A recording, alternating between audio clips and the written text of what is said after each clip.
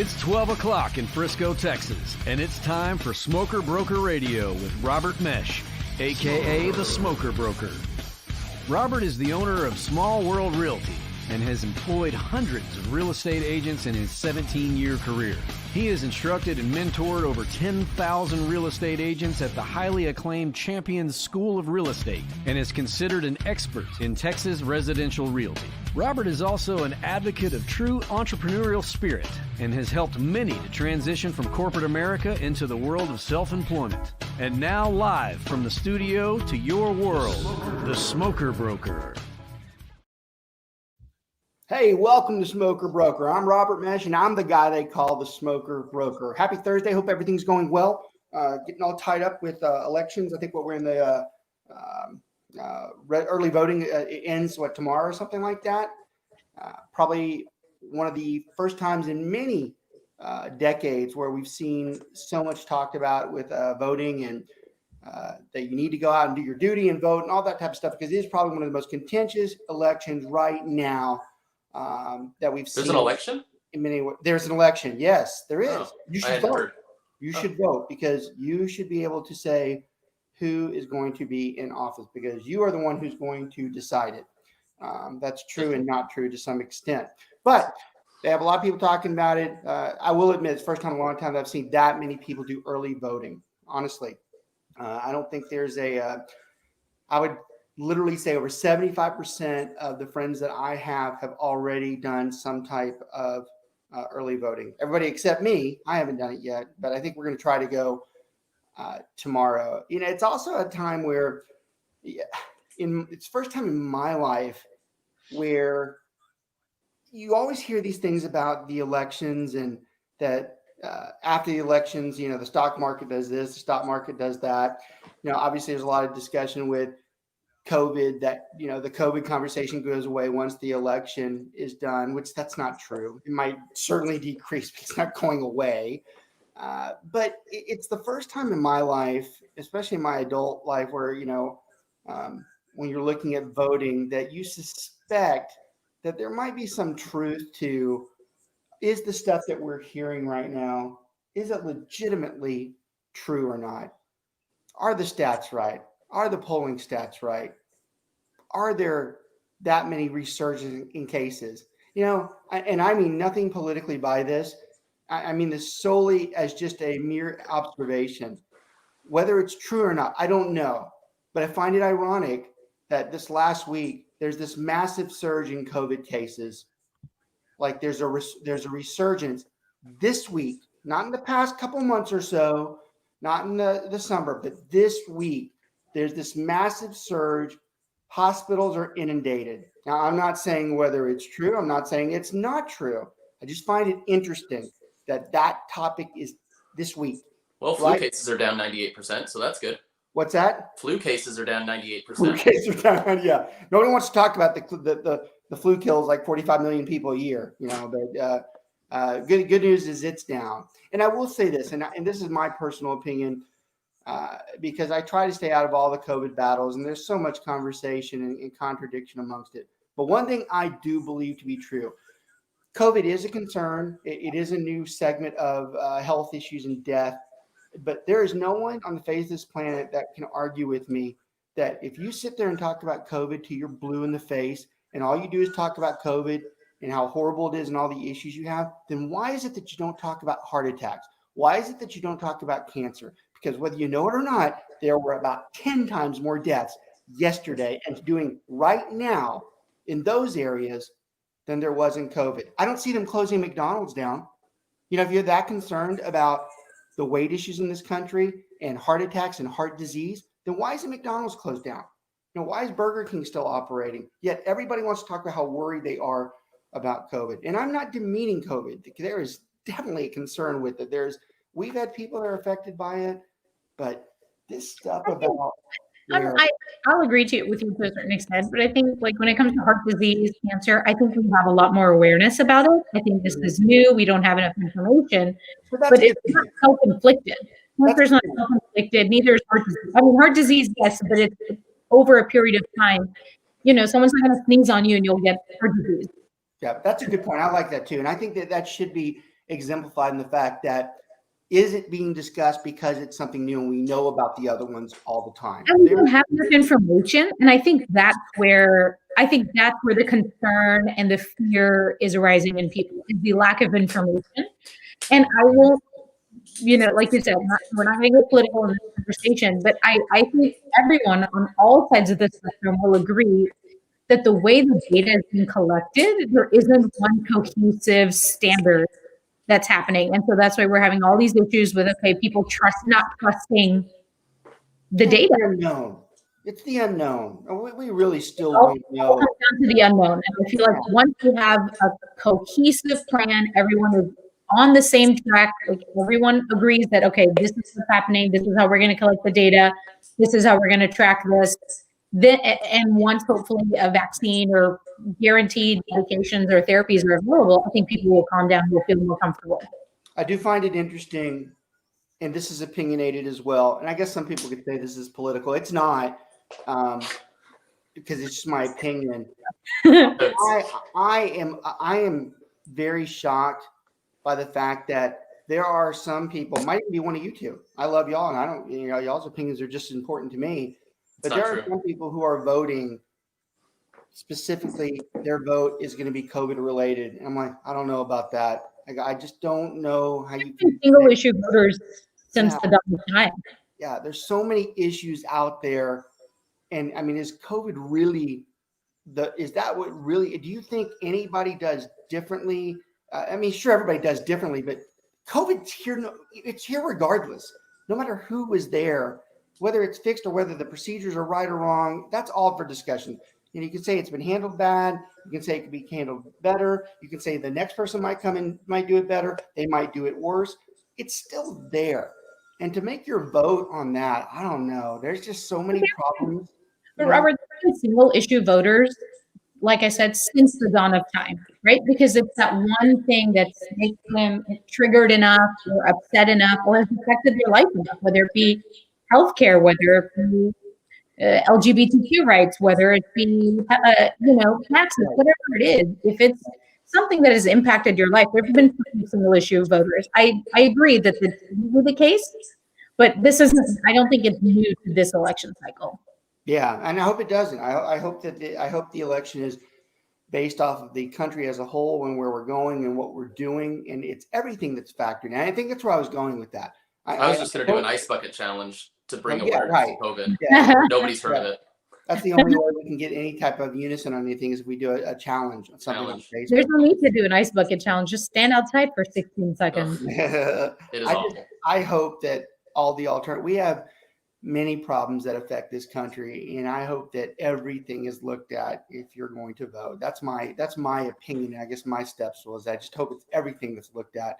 And it's not just one thing. So it's going to be interesting. It's certainly consuming all of our lives right now because that's all that's on social media. That's all that's on the news. It's all that's on, any type of venue that you're looking for information. That is the number one discussion. So it's going to be affecting real estate, right? In terms of showings, in terms of appointments, in terms of closings. So it's not. It affects real estate. There are people right now who are holding off on their purchases to see who is in office. And, so, I mean, that's crazy to me. That's a bad idea. That's a bad idea. Look, just because of the economic unpredictability regardless of who wins. I get, that's the part I see what they're saying when they do say that. They're like, well, I want to know doing this. I mean, is that how shallow this decision was? Like concerns with the banking institutions, the lending institutions. People are like these commercial properties are not getting their rent from their tenants, and then that trickle down effect is affecting everybody. Yeah. And so there's going to be, I feel, some version of a bailout program again. Yeah. Unless we do like a complete full tilt in the next 6 to 8 months, which I doubt is going to happen. I'd like a bailout. What's that, Brent? I'd like a bailout. You've already been bailed out. Yeah, I know. There's gonna be something. Well, look, there has to be something. So I don't disagree with the concern, but I think it's for the people. I can understand the concern. I'll just say that. I can understand the concern, but some people, like you said, some people it really bothers and some people it doesn't. My clients are on just two sides. I don't have anybody in the middle right now anymore, like considering buying a house. I'm not sure. It's either they're buying a house or they cannot buy one right now. Right. I don't the decision based off of financing things, it surprises me. On the bailout issue, it's funny. We talk about bailouts and stuff. I'm just curious how much of this country realizes how much money the airlines are getting right now. It's not disclosed because the airlines are getting money. I promise you. Yep. Delta, American, United, they are getting money. There's no way those companies are operating right now with the amount of traffic that are on those planes. So, and the restaurant unions are freaking out. Restaurants are saying we need to be bailed out. Why are the airlines being bailed out twice? See, that's it. That's just it. See, that's the fascinating part about this conversation. And again, we've made it a prominent goal to start the show off with talking about what affects real estate, because this does affect real estate. You can think this is a political conversation, which is not. You can think it's a current event conversation. To some extent it is, but it's how it affects real estate. And it is interesting because, believe me, when you start talking about retail, when you start talking about restaurants and establishments we go to shop, it does affect retail commercially for sure. Commercial real estate and residential real estate is tied, and all of it is tied with unemployment. Oh, it's cyclical. One starts right? Commercial is always like 6 months behind residential. The unemployment rate is the most telling factor. Yeah. Right? It's inversely related. If the unemployment rate is low, home purchasing, residential, commercial rates are high of purchase. Right, and if unemployment rates are high, though, you're going to see the luxury homes moving a lot, though, because those people still have money. Those still have money. So, Richard, you'll be doing fine. Stop. You do this to me every time. You just set me up every time. You're I thought about it first. Apologize for the background. Like I said, we've been going through the podcast has been in the studio for so long, and then we come back to where we're trying to adapt to COVID. So we were actually remodeling the house, and that's what those splotches of paint back up there are, trying to figure out what colors that we go with. One thing that is cool, the guys right now are creating we do so much of our podcast at home, and my son's involved in a lot of theater and podcasting. We're actually building a small little studio upstairs. So that's going to be kind of cool. It's going to be very narrow. It's like almost a closet space in it, but it's soundproof and everything. So we're kind of looking forward to that, where they're building that right now. So the splotches and everything won't be so much of a concern in the saws here in another few months. All right, look, I want to talk about where we're going with this conversation today, because we are talking about how things affect real estate. And we're going to talk about probably not one of the more difficult conversations, but probably one of the more interesting conversations for the agents out there and for the general public, and how it affects around open houses. We talk about open houses once every, 5 or 6 months on the show. In fact, Brent typically does the open house show, one, because he's a lot better at it than I am. And he trusts me with that topic. And he's out in the field. He's out in the field quite a bit more. So a lot of times I like him to drive this show. I wanted to start the show off. I'm actually going to be in and out of the show today because I'm actually on a call right now that I really have to be on. So I'm really going to let Brent and Richard do the show today. But I always wanted to get them started off with it as far as the overview, because what I want them to talk about today is not only the structure of an open house, but this is actually a good opportunity to continue the conversation that we had from previous weeks with agency. We ended the show last week with talking about how the open house is a really good example for agency. We were talking about how you go in, you have to have disclosure of representation. We talked about the scenarios when you would give an IABS. And I think I want that to still be a part of the conversation just a little bit as y'all go through how you set up for the open house. I'd love for y'all to hit on why we do the open house, because so many people out there think we do the open house because we're agents will tell you they're doing an open house because they want to go pick up clients, and in reality they should be trying to sell that house. So I want to make sure y'all hit that one, and y'all know how I feel about that. It's on my list. Yeah, that's why you do these things, because I know you already know that. And that's we talk about takeaways on the show. That's a huge takeaway from this show. In fact, it's probably the number one takeaway, that as an agent, if you're going to do an open house, you better damn well be doing it for one reason and one reason only, and that's to sell the seller's house. If after you've exhausted all efforts and you're still, and it's obvious they're not going to buy the house, then you take the other option of picking up a client. So I want them to talk about that. Both of them are experts in that area, understanding how that works. And then just give a brief, definitely give what the open house today should look like. And especially, and because the show has a little bias towards Keller Williams, do hit the stuff with Keller Williams about how we structure some of the advantages that we have when we do an open house and what should be out there for the general public. So hit those points for me. I'm going to go ahead and get off because I know you guys can finish that one. I want to thank everybody as always for watching. Actually, I'll do the sponsorship for you, Brent, so you don't have to, so you don't forget. Guys, I always want to thank the sponsors on the show. We have a very loyal amount of listeners that watch our particular show. We see anywhere from 400 to 1,000 to 1,500 people watch our show on archive every week. It's not so much watch live as it is on archive. So the show is very important for a lot of people out there, which we always like to have sponsors on it. So a lot of the people who watch us, 99% of them are real estate agents. So it's a very good show to sponsor. I want to thank our sponsor that we've had for quite some time now, Mr. Martin Cooley with BPG Inspections. You have choices as inspectors.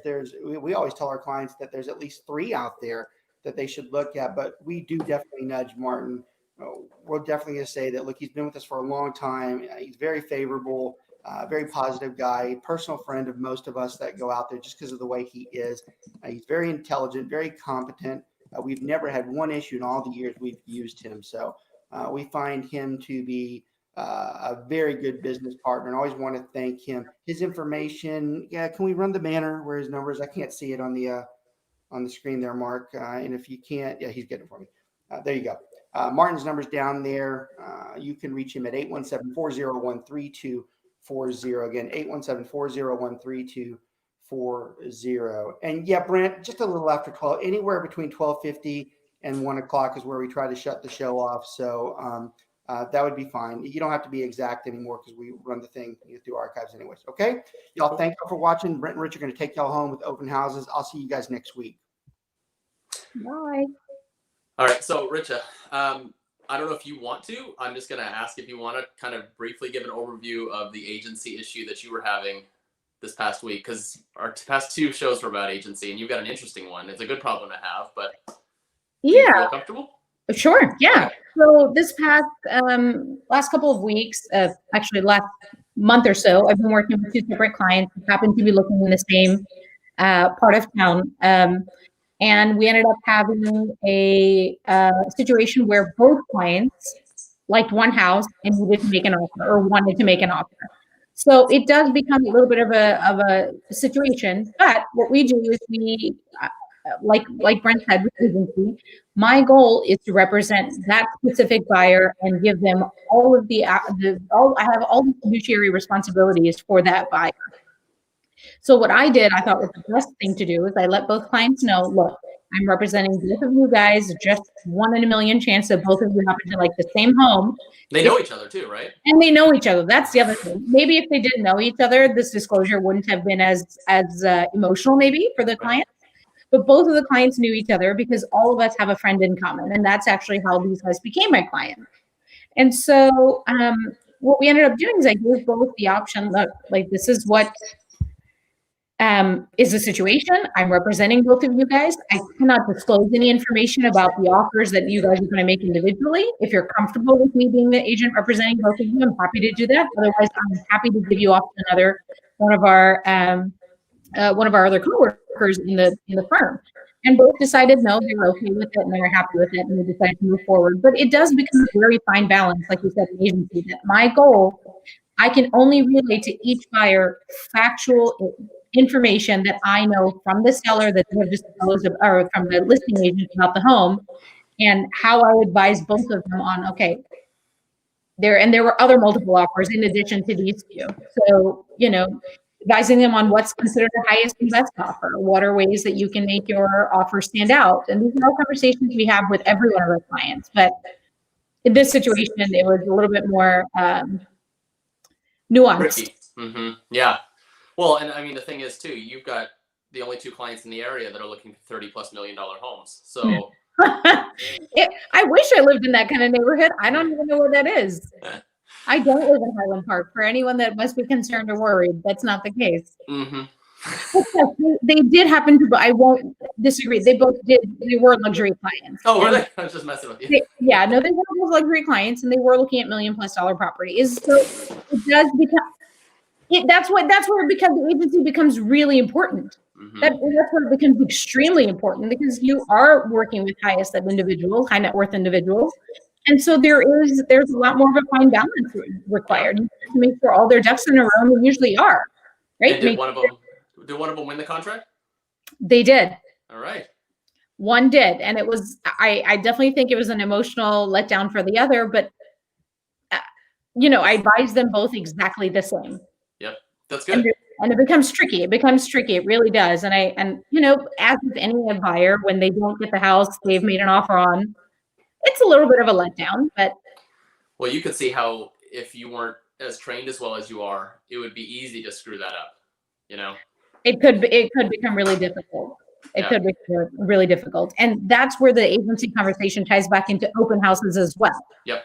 If I was listing one of their homes, segue, yes. If I was listing one of their homes in the future, my agency is to these clients. My responsibility is to the seller. I have to do everything that is in their interest to help them sell their home. And I disclose to any potential listing agent or buyer's agent or buyer only what the seller has agreed to disclose. Right. Okay, so let's go ahead and transition into our open house discussion. First of all, I just want to hear, what's your opinion? Why do you do open houses? I mean, like Robert said, the primary reason for having an open house is to give buyers that are kind of uncertain a little bit, maybe not haven't started working with an agent right away, to have the opportunity to come and see a home in a no pressure environment. Yeah, and just more eyes on the house, right? More eyes on the house, and more your eyes are on social media, so that's where I'm advertising your home. That's where on all of these websites, Zillow, Realtor, Trulia, name them all. They're Redfin. They're all on there, right? And on my personal media pages as well. And so the goal of the open house, like you said, is to have more eyes on the house, more opportunity, more exposure for the home to be sold. Yeah. Well, and it used to be, I don't know, 7-8 years ago, that open houses were pretty much pointless, right? It was just it was more to appease and mollify your seller. That what are you doing to sell my house? I remember I had a client, and they had a house that was in the $500,000 or $600,000 range. And I remember that they said, okay, well, you need to do a broker open. I was like, what? They're like, a broker open. I was like, no, nobody's going to come through and just have a meeting for your house. It's not, unusual. It's not, $2+ million. So, the clients always think that because they're watching so much HGTV that they have to have all these different things. But we do open houses, especially now, we can really get the house sold a lot. Well, we increase the chances, right? But yes. I don't remember what the current statistics are. It used to be less than 2% of buyers came from an open house. But, you only need one. You only need one buyer. So, you need one. And like Robert said, our primary goal is to get a buyer for that house. And then if we've determined that there's no way they're going to buy that house, it's just not right for them. They need a 1-story and it's a 2-story. They need something bigger. They just don't like it. Then we can carefully ask them if they, have an agent already, and if we can show them some other properties. Yeah, that's just intention. That's where that the IABS form that he is talking about comes in. If you have any kind of meaningful conversation with a potential buyer that came to the open house, and they're, they tell you ask them, first of all, I asked them very clearly, hey, are you represented? Are you working with an agent to help you purchase this home? And if they say yes, I tell them, great. I can tell me their name. I can give them all the information. I can tell them the seller's disclosure, whatever information that you need.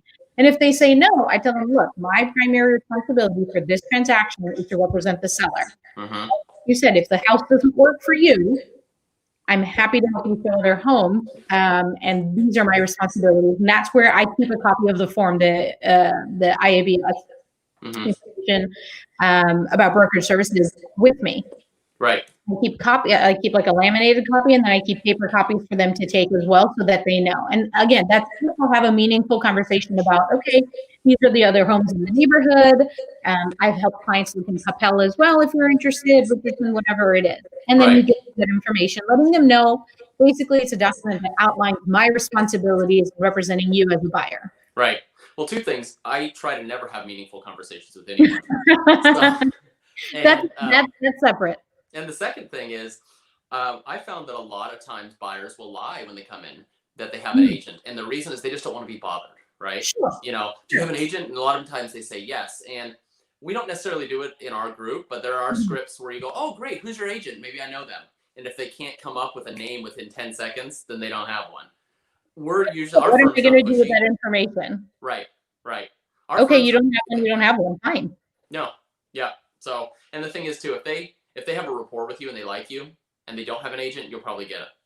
So that's the thing, is rapport. So open houses, you make open houses important and valuable, not only for the seller, for exposure, for number of eyes on the home, but you need to be that's our goal as a real estate agent, is to be a resource. Mm-hmm. We are a resource, whether it be for somebody selling their home or whether it be for somebody purchasing their home, and they need to find value in you. So that value is going to come from rapport. That value is going to come from how knowledgeable you are, whether it be about real estate, whether it be about homes, whether it be about what kind of amenities are in the neighborhood, what's close by, information about schooling systems, and these are all value assets that you are selling basically to potential clients, and that's what they need to see. And how often would you say you do open houses for your listings? I usually do them depending on my client, and a lot of the clients in these COVID times, right, is very different. They don't want a bunch of people just traipsing through their home. A lot of the clients, even in the past before COVID, if they were going to have an open house, they wanted to do it usually over the weekend when they weren't even in town. Yep. So you didn't have to worry about constant, and showings can take place outside the open house hours. Yes. Well, and so I think that's the best way to do it. Do you do it usually the first weekend, or do you do it the second weekend? So I usually do it the first weekend. While it's hot. I think, because that's when the most interest is going to be in the home. So I like to do it on the first weekend. I sometimes double up. I'll do the first and second.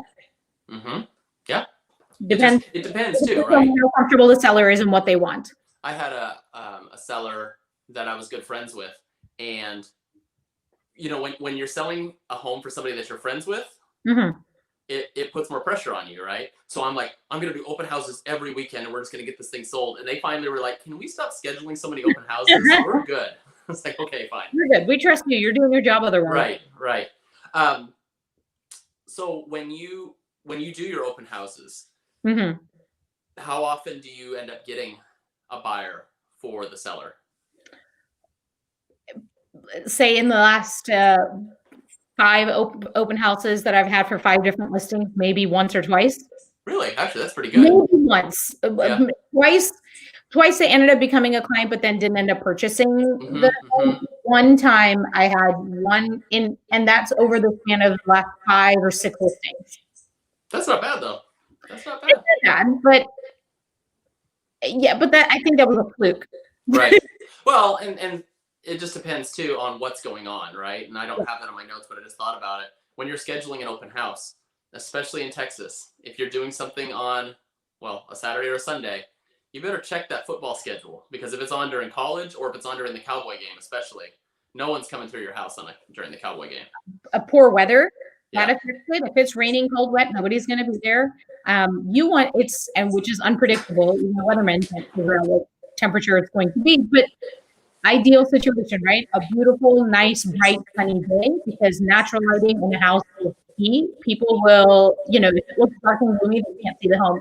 And I'll be a first example of that. Even when I purchased my house that we're currently living in, I didn't like the house the first time I saw it. It was like the 6th or 7th house of the day we saw. It was like dark and gloomy. It smelled.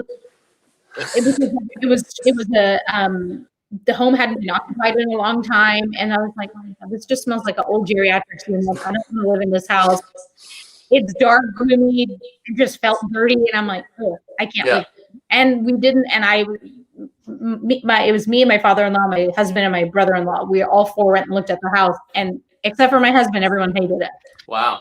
And he was adamant. And so another few weeks later, he made us go back and look at it. And it was a bright, sunny day, and it was the first house we saw. I'm like, oh, and this is when I was already doing real estate. See? So I should have been able to see past all that. But even when you're emotionally invested, it's very different. Believe it. Yeah, for sure. So when you're getting an open house set up, how early in the week do you like to advertise? I advertise that Tuesday or Wednesday. Mm-hmm. Usually Wednesday is like the key day. So that way people have a few days to figure out what they're going to do. Tuesday might be on the early end. Right. So maybe like late Tuesday night, I'll put it in the system. And then Wednesday is ideal. Right. I agree. I do the same. Wednesday, even Thursday is not bad. But if you do it early morning Thursday, I think late afternoon, evening Thursday becomes. I've done it where it's like a seller says at the last minute, hey, can we do an open house? And it's like Friday afternoon. I was like, yeah, we can. But I mean, I don't know if people have enough time. Not enough people know that it's happening. For sure. Yep. So then you just sit there and long gone are the days where people just drive through neighborhoods looking for open houses. That doesn't happen anymore. Right. That's true. That's true. So you're not going to have like off the street. Oh, I'm curious. I wonder what's going on in this house and what. Like that's not happening. Yeah, it's all on the internet now. Especially with COVID, none of that is happening. Oh, I bet. Yeah. What when you advertise it, like on do you go reach out to neighbors and knock doors? I know that's a big no. I don't.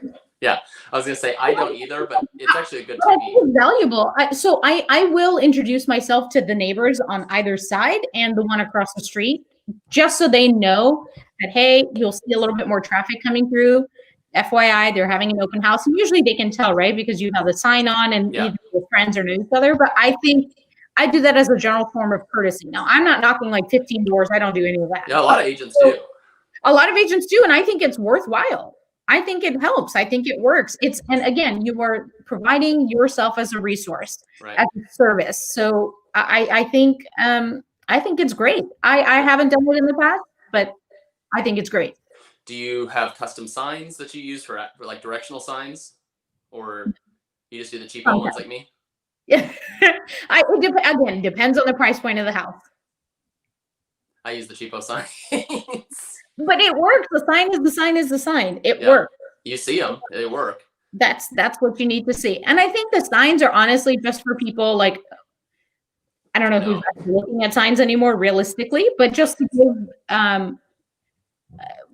when you're looking at your phone for directions or whatever, like, okay, oh, yep, I am going in the right direction. The open house is going to be this way. Right. Yeah, that's true. That's all it is. It's not, confirmation I'm following directions. I can do properly. Great. Do you do any type of exterior decorations or anything like that? Balloons? I don't do interior decorations, but usually for all my listings, which I know you do for yours, and Robert harps on it in our firm, make sure the home is show ready. Oh yeah, for sure. You got to declutter that sucker inside and outside. You can't. A lot of us have young children, so sometimes their toys are in the yard or in the front yard, backyard. Nope, got to get rid of that. Yep. You got to clean the front porch. Make sure the door isn't like a funny door that you can't like get in. Like that's like the number one pet peeve for people. Like it already immediately turns them off into the mentality that something must be wrong with the house. Even they can't even fix the front door. Yep. Well, that's the first impression, right? Yeah, like the driveway, if it's a mess, or again, you can't control your seller, but you can advise. Yeah, but I mean, like natural elements, I can't control that, right? If it rained the night before and there's a bunch of leaves, fine, that's different. Yeah. Usually all sellers, everyone is interested in selling their home and having their home be shown in the best light. So I usually don't have to do any decorations or anything like that. Usually the clients are have the show ready and decluttered, and all the photography has already been taken. So usually they maintain it. Yeah, I know. Like David Tung, he likes to put like banners out front, and then he did something that's I didn't do, and I started doing it after him. Is he would leave the front door actually open, like maybe not all the way, but at least like a few inches, because he feels, and I've seen it before, like everyone knocks, right? Or they ring the doorbell instead of just walking in. Sure. And so he just leaves it open, and he feels like it just makes it a lot more inviting. So I've been doing that unless like the weather's terrible. But, Yeah. You know, And have actually, you I have found a the funny story difference? about that. Is I was holding an open house in Savannah, and I took David's advice and I left the front door open. The weather was great, and I happened to have, I think, the Cowboy game on or something like that. And I'm just sitting. It was like a dead open house, and all of a sudden I look and there's this dog that just walks into the house, and I was like, who? And it's a pit bull, and I'm like, who is walking their dog and taking him into an open house? That's very strange. Yeah. And there was no owner. There was no owner, and then another dog went in there, and this dog starts growling at me, and I'm like, oh my god, I'm like, I can't even get to the back door. I'm like totally trapped. So I like jumped over the couch, and then I think I went in the backyard and closed the door, and then when they ran out front, I ran inside and closed it. So thanks, David. Useless piece of advice from David Tung. Don't take his advice. Dude. Do you cook any food? Do you make any cookies or cook? No. Provide? Yes. Two different things. Okay, I'm not hand baking any cookies, but I do like to have snacks. So most people that are visiting open houses tend to do it with their family. It keeps the kids happy, keeps them entertained. So usually I'll take a little box of tchotchkes. Yep. Like a Slinky or like a sticker stamp thing, like something to keep, again, not something they can like mess up the house with. Right. Very, very limited things, but tchotchkes for the kids to like fiddle with, mess with, and a lot of times they'll just sit up and hang out at the table with you while the parents can explore. Mel says, when we do open houses, do we do door hangers for neighbors? I don't, but it's not a bad thing. I just don't. Probably something I can look into. I haven't, but I think it's worthwhile. You need to think about the goal of the open house. Like I said, is to show people the home, and most likely it's not going to be your immediate neighbors that are purchasing 2 doors down to this house. Right. And I think too, actually though, because of COVID, I think the door hangers would be more effective than knocking on people's doors, because you want to see some pissed off people just knock on their door during COVID, just with a slight cough. Go like this and then knock on their door. Right. No, I found the issue I have is if I I'm a good little agent. I'm going to bake cookies. I'm just going to take the break and bake, whatever, and bake them. It's going to smell so good. And then no one shows up, and I just sit there and eat like the entire packet. And now I'm like pretty diabetic walking. That could be a problem. Yes, it is a problem. So like if it's hot, super, super hot outside, I'll do water bottles, right? Like the water bottles. I think water bottles in general. But so the way you enhance the homes, like if as a way of marketing, people put their names on the water bottles. Yeah, that's a good idea. Right? I know. Personalized wrappers on water bottles, personalized little napkins, even personalized little cookies, right? If you're willing, you can do like the little print ones on there. Oh my God. Right? That with David Tung's face on it. So they won't buy it. They're like, "Ew, I don't want this cookie." No, so there are lots of ways. Basically, you're advertising yourself as a resource and you're advertising the home at the same time. That's true. And so, usually, like you said, when you've explained to them agency, explain to them who you're working with, who you're representing in this transaction for this home. If they're looking for a buyer for some other house, or an agent for some other house, I'd be happy to help. And a lot of the things you can get creative, is what I tell agents. Get creative in how you market yourself. Right. And an open house is a great way to do it. If it happens to be a dead open house, happens to be a dead open house. A lot of times we have sign-ins, right? And people, no, I don't want, or they'll write Bob Schmo. And I'm like, I know for a fact her name is not Bob Schmo. What are you doing? Right? Because they just don't want to be bothered. Now, a way to circumvent that is have a small raffle. Hey, out of the 10 people that are going to be here for the open house, I'm going to give you a Yeti cup. That is $30 out of your pocket, and that's potentially a new client. Yeah, well, and especially like you said, they're going to be willing to put down the correct info. And it's simple. Not maybe they won't, maybe they will, but the ones they do, all you need is one. Right. Well, and one of the questions because I have an app that they sign in on the iPad, and I make it mandatory that they answer, "Are you working with an agent?" Yes. Just so you know, and then let's say they're just lying, right? And they do have one, and it causes a problem. You can be like, "Look, here's where they checked that they didn't. I'm sorry, and take care of that." Have you ever done like for high end sellers? Have you done champagne at the open house or anything like that? Yeah. Yeah. Again, has to be By- extremely limited. It By becomes yourself, just drinking and no. So usually at the luxury open houses, I will always have another agent with me because sometimes people are worried about and about who's just walking through their home. And so it depends. But I mean, like the champagne and stuff is for like very different set of well, time. that's where you hope that no one else shows up and you just drink it. And or you show up with like really cool people show up and you're like, oh my God, we're friends. That's true. How early would you recommend people show up to an open house as an agent? An hour, 45 minutes, Whoa. 35 to 30 minutes. Dang. At 30 minutes for sure. 45 minutes on the early side, but 30 minutes for sure. Because Because 15 minutes. I know. maybe that's because I struggle with it. And I'm like, no, I have to get there on time. I need time to set up. Like, okay, it's not, where do you, and I talk to the seller too, like, hey, or is there something particular that you do not want touched in the home? Is there something that you really want me to highlight in the home? Yep. Walk me through it. Explain it to me how you would sell the house. Well, that's a good point too, because people will show up early. I've had Really? on one of my listings, whatever, it's supposed to start at 1 o'clock, and somebody showed up at like 12:50, and they opened the door, and I'm standing on a ladder putting brighter light bulbs in, and I almost fell off the ladder and scared me. Yeah. People do show up early, and it's weird the ones that just walk in. Mm-hmm. I don't think even as a professional, I've never walked into, even when I go to showings, like I'm showing somebody a house, I ring the doorbell, I knock on the door, and I open the door, and I always say, hello, Richard Gupta with Keller Williams, and showing the house. So that's 'cause you're I've had the experiences where. Mm-hmm. I think Robert needs to have another nightmare show because of Halloween. Oh, should have been this. That's nightmares. Missed Oh, he's got some opportunity. good ones. So let's talk real quick about agency with an open house. So obviously, when you're holding an open house, you are representing the seller, and so we talk about disclosure of representation. So, hi, my name's Brent. I represent the seller, or hi, I'm Brent. I'm the listing agent here. And that's usually pretty easy. It is easy to forget though, right? Because people walk in, you're like, hi, how are you doing? And then they start just fine, and they just walk off.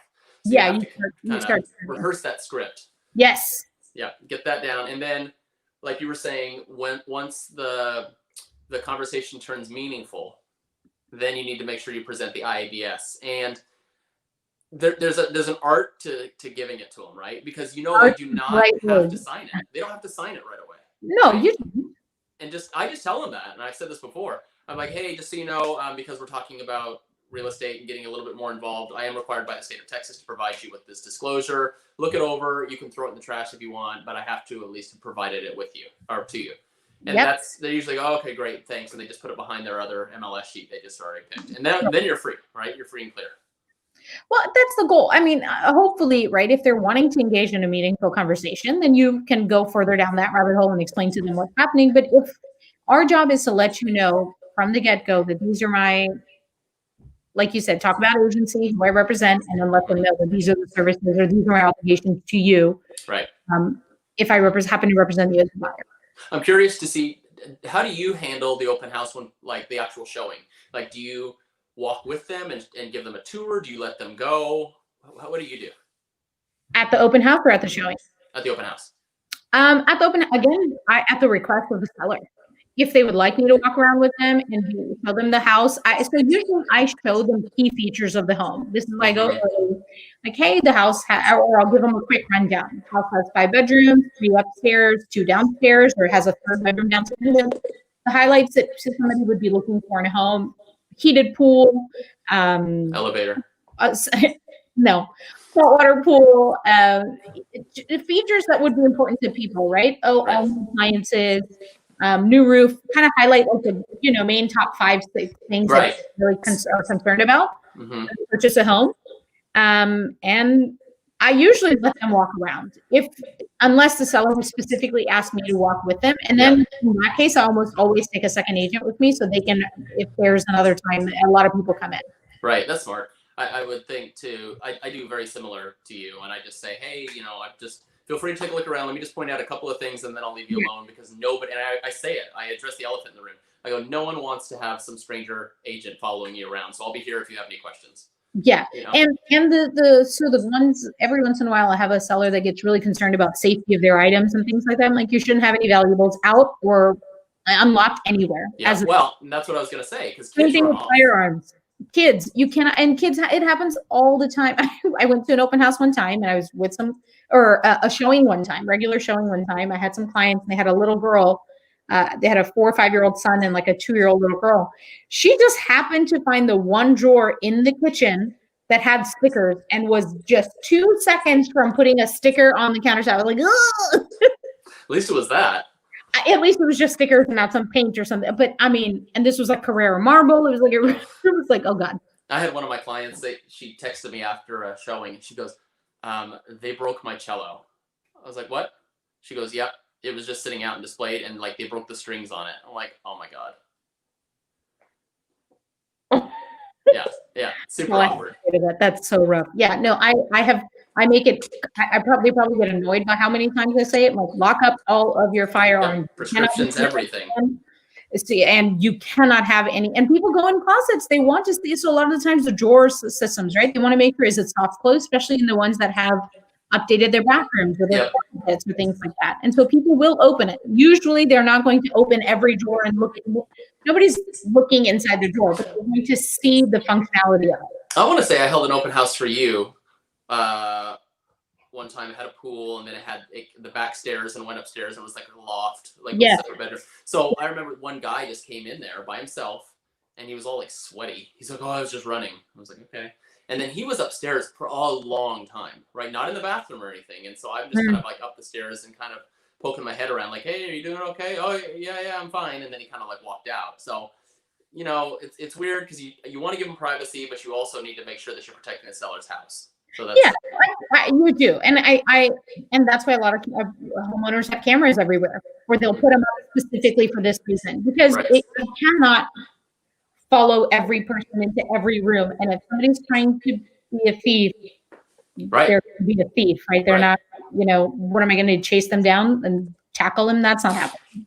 Oh, and as Robert says too, with the cameras, and because most of them safety for everybody. It's safety for me, it's safety for the sellers, and it's safety for the buyer. Yep. And he says, when you're talking to a prospective buyer, always talk like the agents or the sellers right next door listening. And now with cameras, I mean, they are, right? They are. I mean, they're sitting at Starbucks right now on their iPad listening. Yeah. So, I mean, as I think they should be. I don't know. Some people get really upset, like, oh my God, you're just eavesdropping. You're not eavesdropping. I'm listening to you. And I that's my home. That's my private property. Yeah. Well, and you want feedback and everything too, right? And I've had it sometimes too, where somebody walks into my open house and they just kind of start trashing the house right in front of a camera, and I'm just like, because they want you to agree with them. It's lovely pool. They want you to agree with them, right? Like, oh, look how closed off this is, right? And they want you to be like, oh, for sure. And so that's another pitfall, I think, of open houses, that in this human beings have this need to make a connection, to relate, to seem helpful. Yes. And what you will do is you're like, yeah, you're right. That chandelier is hideous. That chandelier could be his great grandmother's from the Holocaust, and you just said something, and they're like, feelings are really hurt. Like it happens. It happens all the time. But you're like, but you have to admit it is ugly. It wasn't ugly. But that's the thing. Like, people, you have to be mindful. I will not come again back to agency and back to who my responsibility is. My responsibility is to represent the seller and his home in the best light. Right. Not lying, but I need to represent. I'm not going to commiserate about them. Right. You're right. I guess we'll go over just our kind of last thing, and what Robert was talking about with Keller Williams, why it's a little bit different. Some of the tools that we can use in our open house is, and maybe there's more actually there's two. Right? Actually, there's three. One is the ability to offer special financing through Keller Mortgage to any buyer that comes through. And basically what that means is, as long as a Keller Williams agent refers that buyer to Keller Mortgage, they can take advantage of the offer, and Keller Mortgage doesn't charge any lender's fees. And on all loans over $150,000, they get $1,000 back at closing. So what's really cool about that is you can help attract buyers because your house offers that and the one next door does not. And then if they're not interested in the house, disclaimer, then they can still go with you and get that same rate or the same special at any other home in the neighborhood. Mm-hmm. So that's a really good one. And I'm just going to be unprofessional and pull it up. So just talk, Richard. No, go ahead. I'll pull it. Oh, look, I've got my little Fine. There it is. frame. My little frame. I have 2 of them. And basically you just calculate how much they can save on the house. Just fill it in right there. Put one in the kitchen, one in the master bathroom. And, then you can bring it up and it kind of gets into their head a little bit. So that's a really good thing we have. We have Keller Offers, which is an iBuyer program that we have. So if people come in and they say, we just need to sell our house quick, because obviously if they're looking at this open house, they haven't even listed their house. Odds are the house that they want is going to sell before they even get to market. So we can offer them, with our Keller Offers to pay cash for their house in about 2 weeks. So that's something that we can offer. Yeah. And so when we can offer, potentially it doesn't have to be contingent. Yeah, it's not, it's basically a cash offer in a way. And that happens all the time. And unfortunately, cash is king a lot of times. Sometimes the cash buyer will offer a little bit less than list price. Sometimes they offer more than list price. And you can't really beat somebody that's going to purchase your home in 10 days without all the frills of the lender. Yep. Closing costs for them are a lot lower anyways. Closing costs, they aren't. It's just the title fees and that's it. Yep. That's it. Well, anything else to add, Richard? No, I think I hope if anybody has any questions, y'all please feel free to ask, call, text Brent. Call me. Well, yes, call or text me too. Robert, we're all available and ready to help, whether you work with us in our firm or not. You have any questions, we're always available to help. But you should work for our firm. You should. It's pretty great. I'm not going to lie. It's pretty awesome. Robert cooks barbecue for everybody that joins. Except for the vegetarians. He hasn't done anything for them, and I'm real salty about that. You can cook like some shish kebabs with just veggies. I'm just going to have him step up his rude. That's all. I'm just going to make that known on Smoker Broker Show that he hasn't accommodated to vegetarians. Right. Well, and I also made up the fact that because he cares so much and so deeply about vegetarians. Well, thanks for joining us, Richa. That was really helpful. I hope you guys all learned something. And like she said, reach out to us. You can find us currently on smallworldrealty.com, but we're working on a brand new website and a whole new web presence. So that's going to be awesome. You can email Robert at smokerbroker@kw.com. And I would say my name, but then it'll get misspelled. So just smokerbroker@kw.com will be the Smoker Broker is the best way to reach all of us. That's right. All right, guys. Well, thanks for watching, and we will see you next week. Bye.